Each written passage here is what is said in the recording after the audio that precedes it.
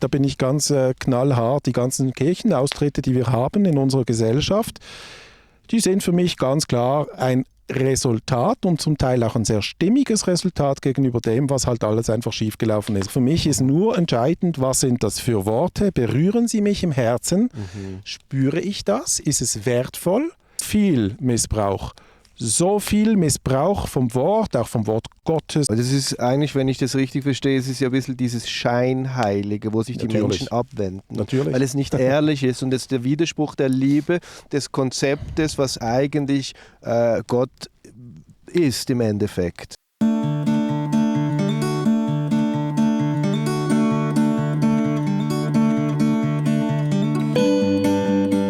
Da sind wir wieder. Da sind wir wieder am Feuer.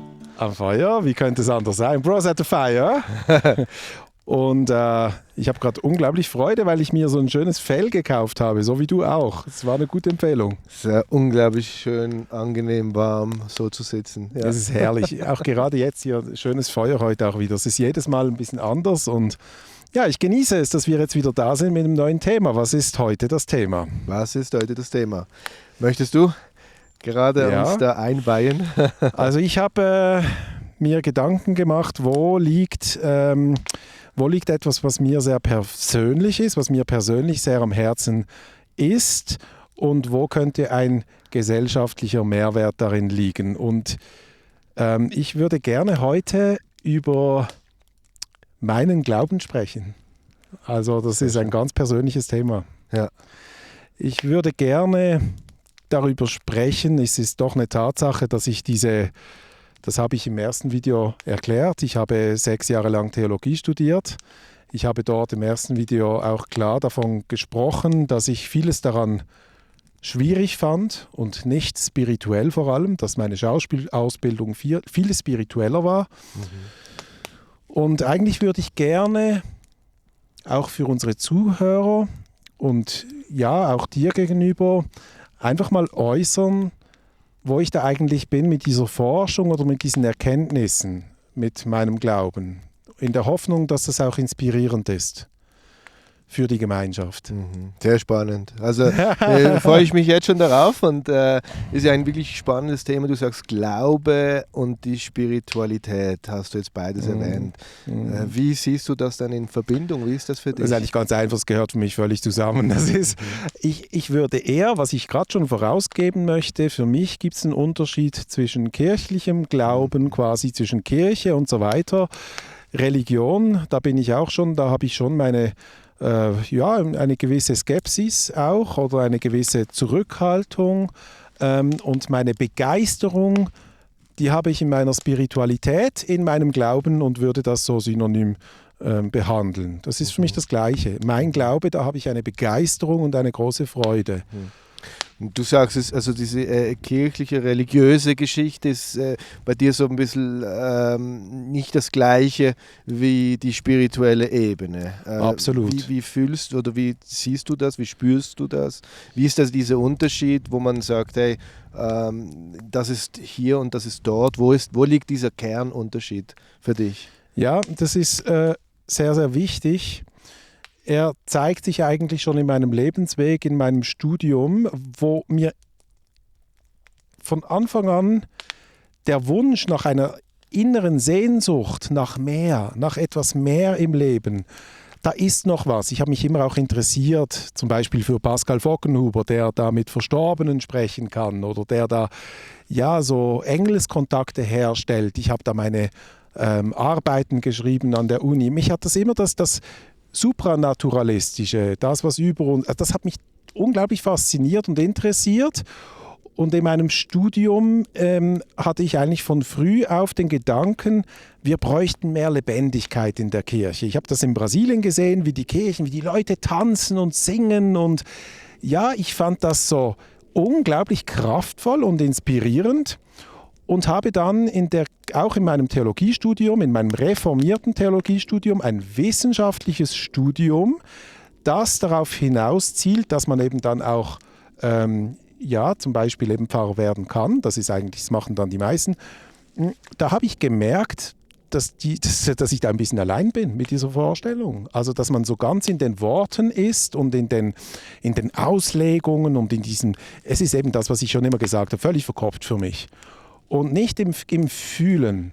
Ja. Also die Religion ist verkopft für dich. Vieles an der christlichen Religion, wie ich sie erlebt habe, oder am evangelischen, oder einfach diese Kirchenbesuche. Ich habe da gar nicht mal so, früher habe ich gar nicht einen Unterschied gemacht. Bin ich jetzt da in einem katholischen oder in einem reformierten? Für mich war einfach immer entscheidend, was nehme ich daraus mit. Und eben zum nochmal kurz da sagen, du hast ja das wirklich studiert. Also du warst ja jahrelang damit tief befasst. Ich habe mich da durchgebissen. Und ich glaube, weil ich immer das Gefühl habe, es wird mir schon noch was bringen. Irgendwo habe ich das immer gespürt. Hattest du das? Ja, wir reden jetzt gerade darüber. Ich warte auf die Entfaltung. Man könnte das so sagen. Ich warte immer noch, aber ich freue mich, dass ich jetzt das immer mehr, vielleicht auch ein gewisses Selbstbewusstsein damit verbinde, weil ich merke, ich bin nicht mehr allein damit, das so zu spüren. Und es gibt neue Generationen und es gibt, ich sage es ganz klar, ich habe in Berlin, in meiner Auszeit in Berlin, eine Form von Kirche kennengelernt, die ich fantastisch finde. Menschen, die, oder eben auch christliche Kirchen, die im Winter Schlafsäcke sammeln für die Leute auf der Straße, die so viele tolle Gedanken haben. Ich höre da immer, da mache ich ruhig ein bisschen Werbung, Radio Paradiso am Sonntag 98,2 mit dem Bischof Stäblein, das ist immer kurz, um 10 Uhr etwa, 10 Uhr oder 10.05 Uhr, sind so tolle, stimmige Gedanken, die diese beiden da äußern und diskutieren, menschennah, aber mit klugen Überlegungen und vor allem nichts Dogmatisches. Nichts, so muss es sein und so thematisierend. Und da bin ich begeistert wieder für Kirche. Und das ist da wieder gewachsen in Berlin. Aber in meinem Studium habe ich auch, abgesehen davon, eben auch gesehen in der Auseinandersetzung mit der Bibel, was da alles geschrieben und umgeschrieben wurde von Mönchen, die das nicht lesen konnten und dann sagten, ja, okay, jetzt schreibe ich das so, wie ich das deute. Das ist für mich nicht alles aus Gottes Hand in dem Sinne. Also ich bin da sowieso, wir können dann nachher über den Gottesbegriff, der auch schon sehr problematisch ist, sprechen. Aber das ist für mich traurig zu sehen, wenn man da so dann an den Worten heftet und das nicht mal mit ein bisschen Distanz setzt und vor allem nicht aufs Herz hört. Wenn man in der Bibel nach den Herzensworten sucht, dann findet man sie.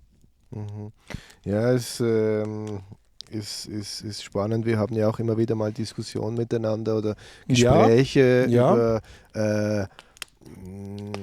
ich komme ja von einer spirituellen Richtung, eher indisch-schamanistisch angehaucht und du bist in diese Region zu Hause. Es ist so spannend, wenn du mir Zitate erzählst von der Bibel zum Beispiel, wo ich sage, wow, das ist so viel gleicher Inhalt von dem, an was ich erfahren habe.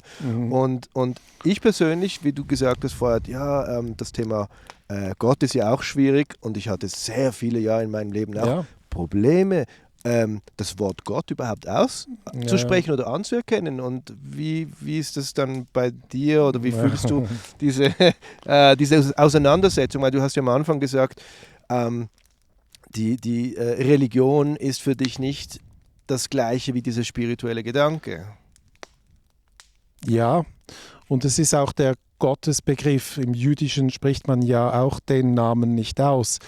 Und es heißt ja auch, man soll sich kein Bild machen und so weiter. Es gibt ganz viele Dinge. Es ist aber auch einfach mein Erlebnis in der Gesellschaft, dass das zu so viel Widerstand führt, dass ich finde, ich war auch wieder, um was Positives von der Kirche zu sagen, in einem Gottesdienst, wo ich mal vorbeigespaziert bin. Ich gehe nie in die Kirche, sonst da habe ich gedacht, ich gehe mal rein.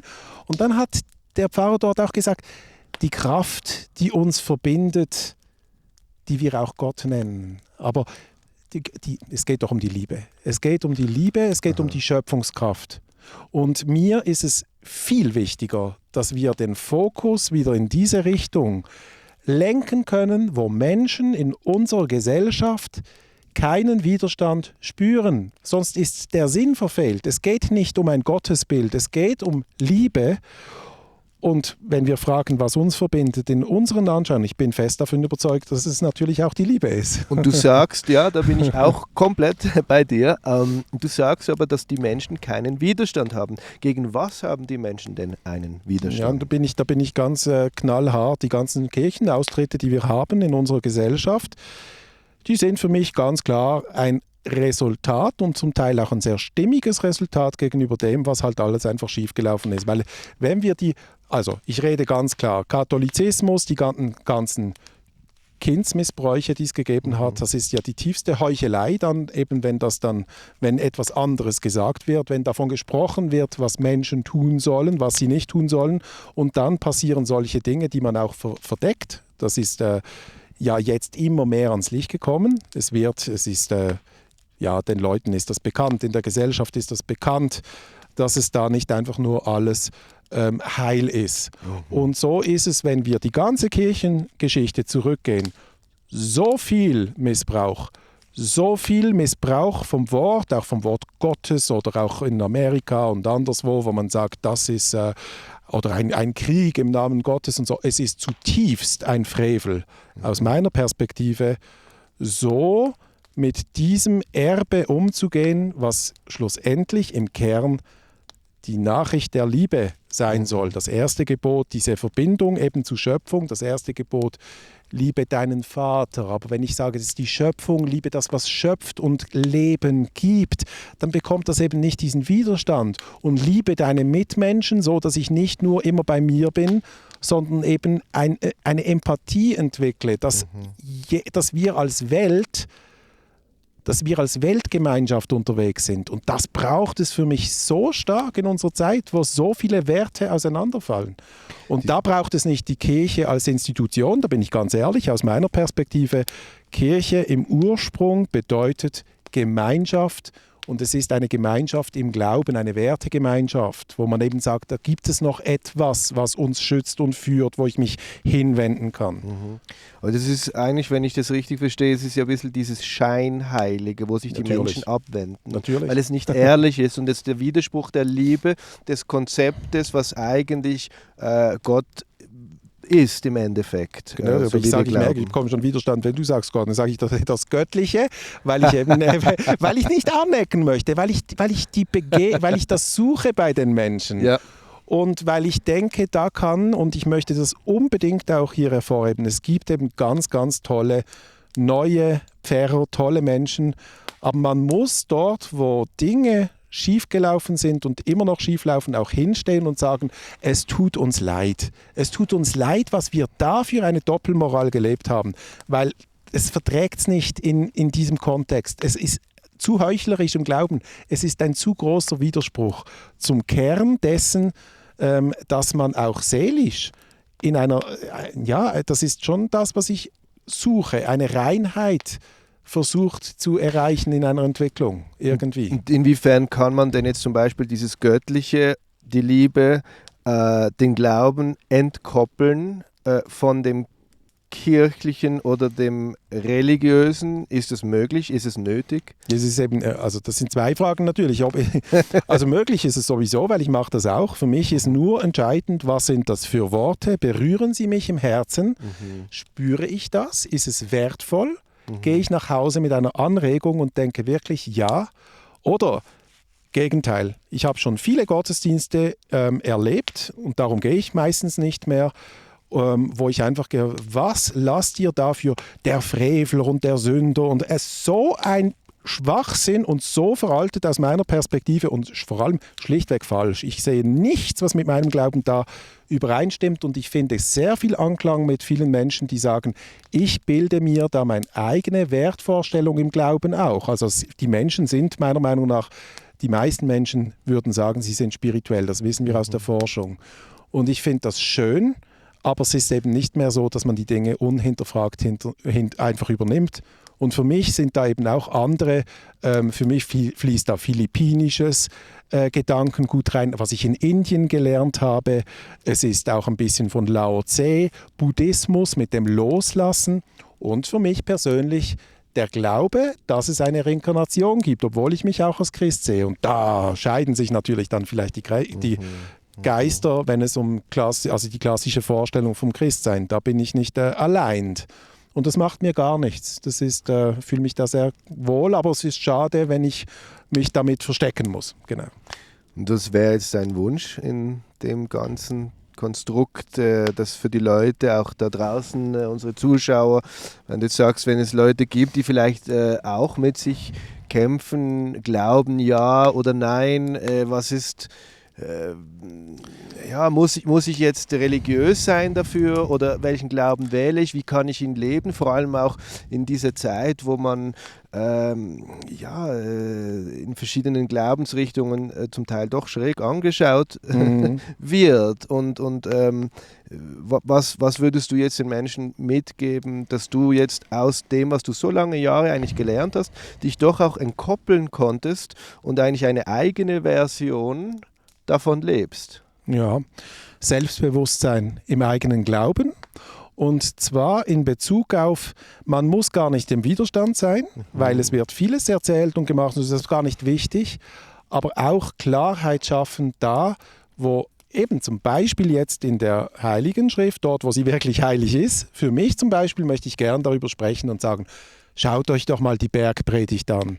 Oder 1. Korinther 13, wo die Liebe beschrieben wird, das sind so kraftvolle und schöne Texte. Da kann man Halt finden und Inspiration.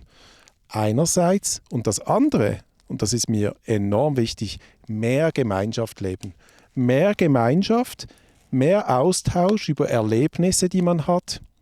Und ja, Menschen, die an Grenzen kommen, da bin ich ganz ehrlich, einfach mal versuchen, das in ein Gebet zu legen und eine Verbindung aufzubauen zu dem, was man nicht kennt vielleicht oder was man immer gesagt hat, ja, ich habe diesen Zugang nie gesucht oder ich habe ihn nicht, aber wenn man dem eine Chance gibt und sagen, ich kann doch mal ganz in mich gehen und beten und versuchen, ob ich da in einen Kontakt komme oder ich kann ja auch bitten, weil es heißt ja, wer bittet, dem wird gegeben, dass man das versuchen kann, wenn man an eine Grenze kommt, wo es nicht weitergeht im Leben. Da habe ich immer die Angst, wo ich das Gefühl habe, wenn es da nicht mehr weitergeht, wieso nicht mal diesen Zugang zumindest mal probieren? Das wünsche ich den Leuten. Nicht, weil es der einzige Weg ist, aber weil es ein kraftvoller Weg ist, aus meiner Meinung. Und da finde ich auch wieder spannend, auch da bei diesem Wort Gebet, bin ich sicher, dass es auch einige Leute gibt, die jetzt sagen, oh, beten und Religion und das geht gar nicht. Das verstehe ich. Was ich auch wieder sehr schön finde, oder, das ist ja auch etwas, was du am Anfang gesagt hast, dieses Göttliche oder diese Verbindung ist im Endeffekt Liebe. Es ist Liebe, richtig. Ja. Vielleicht müssen wir sogar das mit dem Gebet, vielleicht habe ich da schon zu viel wieder reingelegt. Das mag gewisse Menschen berühren, für andere ist es eben schon zu viel und ich verstehe es. Und dann würde ich eben sagen, nein, es muss eben nicht so sein. Dann eine Wertegemeinschaft bilden, zusammen sein und sich nach der Liebe orientieren. Und da haben wir eben auch nicht den Widerspruch, weil das Beten ist schon eine klare Zuwendung. Aber doch einfach mal schon auch zu sagen, wir leben eine Gemeinschaft mit Werten, mit den Werten und mit den Werten der Liebe. Und dann kann man ja nur ganz nah an dem dran sein. Das trifft es auf den Punkt. Es ist eben, man muss weg von den Bildern. Weg von den Bildern. Das ist der Punkt, weil es sind veraltete Dinge, die dogmatisch sind und nur so dürfen sie und können sie. Und deshalb ist es ja so wertvoll, du hast so lange das studiert und hast komplett ein neues Bild für dich aufgebaut, das für dich von deinem Herzen aus stimmig ist, wo du sagst, so kann ich und möchte ich das leben und aber auch teilen. Ja. Und das ist ja etwas Wunderschönes und ich glaube auch, das ist für jeden Mensch auch ganz wichtig, dass jeder Mensch seine Wahrheit so leben darf und kann, wie er das möchte. Richtig. Sei das jetzt in die linke oder rechte Richtung, oder? Aber das ist eine naja, bei rechter Richtung, also das passt zum Teil dann schon nicht mit der Linie. Ich meine natürlich nicht von der politischen Ausrichtung. Einen Moment. Ja, weil die Menschenrechte sind für mich nicht diskutabel. Einen Moment, das ist natürlich nicht nach politischer Ausrichtung. Linken oder rechten Weg, meine ich. Ja, muss man vielleicht korrigieren, genau. Jetzt ist dann die Frage, wie links. Du darfst, ja, wie auch immer, Toleranz gehört dazu, Zuhören gehört dazu, Diskussion gehört dazu. Aber ich sage immer, die Grenze ist für mich Menschenrechte sind nicht verhandelbar. Und das ist für mich die Basis. Aber das ist ein Wert, den ich glaube, gerade heutzutage, ja, gut, das ist ganz ein anderes Thema. Es ist ein anderes Thema, es macht nichts. Es ist trotzdem schön. Es ist weil da liegt ja auch oft viel Verwirrung. Wie weit geht man weg? Und wir haben uns jetzt eigentlich sehr in unseren Gesprächen, waren wir uns immer sehr einig. Bloß nicht in die Dogmatik. Und das ist doch das Wichtigste. Ja. Nicht zu behaupten, das ist der richtige Weg, das ist das Richtige und das andere nicht. Dort sehe ich die Gefahr. Richtig. Und wenn wir das auch uns vor Augen führen und sagen, wir hören einander an, dann kommen wir weit in der Gesellschaft. Ja. Das glaube ich wirklich. Ja. Und mehr Gemeinschaft leben. Gemeinschaft und Empathie, Toleranz. Ja. Das sind wunderschöne Werte. Das verbindet uns auch sehr in unserer Arbeit. Richtig. Ja. Ist so. Und in unserer Freundschaft. Und in unserer Freundschaft. Und in unserem Feuer. Und mit euch das auch. Wir gerne mit euch teilen. Wir sind auch sehr gespannt wieder mal, was ihr dazu denkt. Viele Themen aufgerissen. Wir sind gespannt. Welche Werte habt ihr? Schreibt uns in die Kommentare und bitte gebt uns auch ein Like, damit ihr dabei seid. Und Follow, damit wir euch mehr Feuer und schöne Gespräche teilen können. Super, vielen Dank. Danke dir. Schön.